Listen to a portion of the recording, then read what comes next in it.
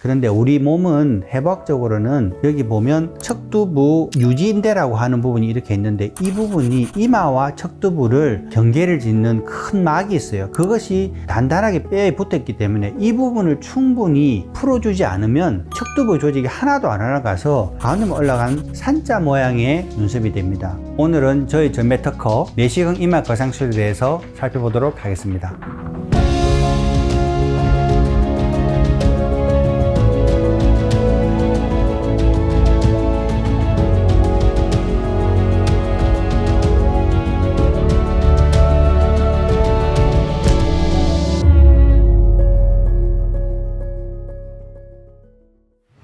안녕하세요. 이미지TV의 이미지성형외과 이용기입니다.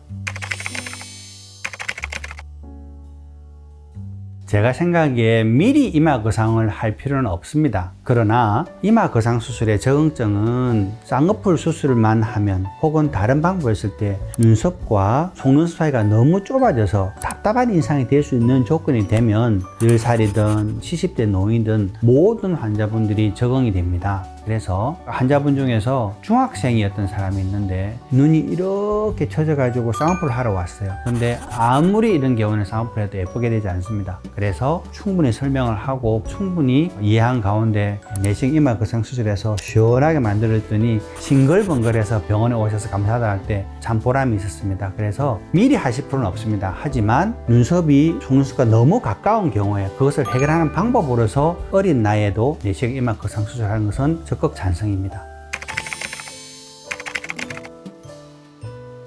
가끔 온라인에 질문이 올라오던데 이마 거상 수술이니까 여기만 당기면 되는 거 아닙니까? 라고 하는데, 그러면 이마만 옮기면 이렇게 될 거예요. 팔자 눈썹. 이게 내가 원하는 모습이 아닐까라는 걸 다들 아실 겁니다. 그런데 우리 몸은 해부학적으로는 여기 보면 척두부 유지인대라고 하는 부분이 이렇게 있는데, 이 부분이 이마와 척두부를 경계를 짓는 큰 막이 있어요. 그것이 단단하게 뼈에 붙었기 때문에 이 부분을 충분히 풀어주지 않으면 척두부 조직이 하나도 안 올라가서 가운데 올라간 산자 모양의 눈썹이 됩니다. 우리는 그걸 전혀 원하지 않잖아요. 그래서 이 환자한테는 척두부를 어떻게 올려야 되겠다, 이 환자한테는 중앙부를 어떻게 해야 되겠다, 이 환자는 이마를 많이 펴야 되겠다, 이 사람은 이마는 많이 펴지 않고 눈썹을 많이 올려야 되겠다, 이 사람은 눈썹은 안 올리고 이마만 펴야 되겠다. 굉장히 다양한 적응증과 요구가 있습니다. 그래서 척두부를 해야 되냐 안 해야 되는 문제는 눈썹의 모습이 예쁜 자기가 원하는 모습을 만들고자 할 때 반드시 척두부를 같이 거상을 해야 된다고 알고 계시면 됩니다.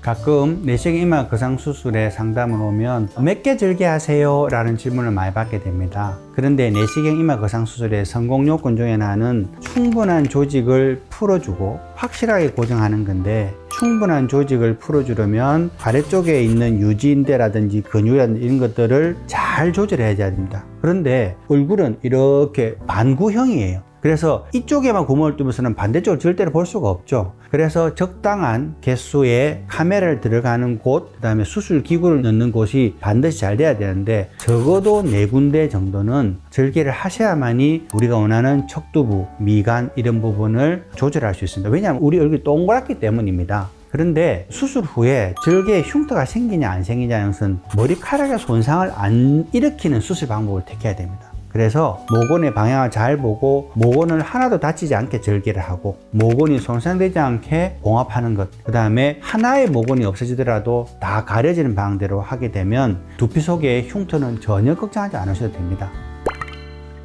구독, 좋아요, 알람 설정 부탁드립니다.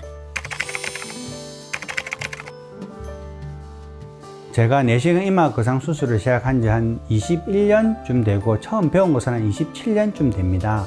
그런데 그동안에 실로 고정하는 방법, 티타늄 나사를 이용하는 방법, 흡수형 나사를 이용하는 방법, 뼈에다 구멍을 뚫는 방법, 여러 가지를 다 해봤어요. 그런데 벽에다가 작은 못을 하나를 걸고 거기에다가 내 옷을 걸면 내 옷이 못자국이 나면서 쭉 늘어지는 것을 볼 수가 있습니다. 그래서 그것이 한 포인트에 고정이 되면 이것이 너무 그 포인트에 힘을 받아서 조직이 늘어지고 걸리는 힘도 약해서 다시 재발되는 원인이 되고, 두 번째는 그 포인트에 너무 힘을 많이 받으면 두피가 손상돼서 탈모 원인도 생기고, 또 어떤 경우는 본 터널링이라서 빼다 구멍을 뚫어서 여기다 실을 넣으면 조직을 물고 들어가서 그 부분이 함몰이 되는 그런 경우도 봤습니다. 또 네 번째는 본 터널 뚫기 위해서는 절개를 양쪽에서 이렇게 해야 되니까 절개선이 길어져요. 그렇게 되면 절개선이 길어진 만큼 흉터가 생길 경우도 많고, 여러 가지를 다 겪어봤는데 제일 마지막 내린 결론은 엔도타인이었고, 제가 그걸 쭉 써보면서 어떤 것보다 좋구나. 넓은 포인트에서 고정되는 점, 그리고 마음대로 방향도 조절할 수 있습니다. 눈썹을 가운데를 올리고 싶을 때, 끝을 올리고 싶을 때도 편하게 조정하고,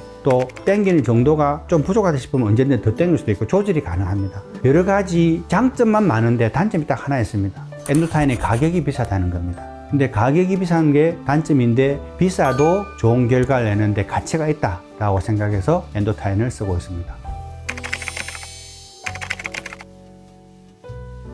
이마에 주름이 있을 때 생각해 보시면, 이렇게 주름이 있다가 이렇게 패면 패만큼은 넓어질 수밖에 없습니다. 그것은 주름 짓는 종이를 이렇게 펴면 넓어지는 거랑 똑같은데, 조금 넓어진 이마를 받아들일 것인가, 아니면 좁지만 주름진 이마를 받은 그냥 선택의 하나라고 보시면 되고, 보톡스도 이렇게 접혀져 있던 이마가 이렇게 펴지면 결국 이마가 펴지니까 그만큼 넓어지게 됩니다. 필러를 넣으면 이렇게 들어갔다 이렇게 놓기 때문에 또 그것도 넓어 보입니다. 어느 방법이든 주름져 있던 조직이 펴지는 데는 반드시 넓어지는 과정이라는 게 있을 수밖에 없습니다. 하지만 그것을 피하는 방법은 머리카락 앞선에다가 절개를 해서 조직을 이만큼 잘라내는 방법을 하면 없어진 만큼 이마가 좁아지겠죠. 그래서 전방 모발선 절제법 이마 거상 수술이 있는데, 그걸 하면 이마가 펴진 만큼 그만큼은 조직을 잘라내서 이마가 넓어지지 않습니다. 단 전방 모발선에 흉이 이렇게 가늘게 남기 때문에 결국은 선택을 하셔야 됩니다. 그래서 수술할 때 자세히 설명을 드리고, 수술 후의 결과치에 대해서 환자가 충분히 이해하고 예측한 다음에 그 흉터까지 다른 사람들의 예를 통해서 보시고, 나는 이 방법을 결정하시면 하고 나서 후회가 없으시리라고 생각합니다. 오늘은 내시경 이마 거상 수술에 대해서 살펴보았습니다. 오늘 주제에 대해서 궁금한 점이 있으시면 댓글로 남겨주세요. 그러면 제가 꼼꼼히 읽어보고 제가 직접 댓글로 남겨드리겠습니다. 지금까지 이미지TV 이미지성형외과 이용기였습니다. 감사합니다.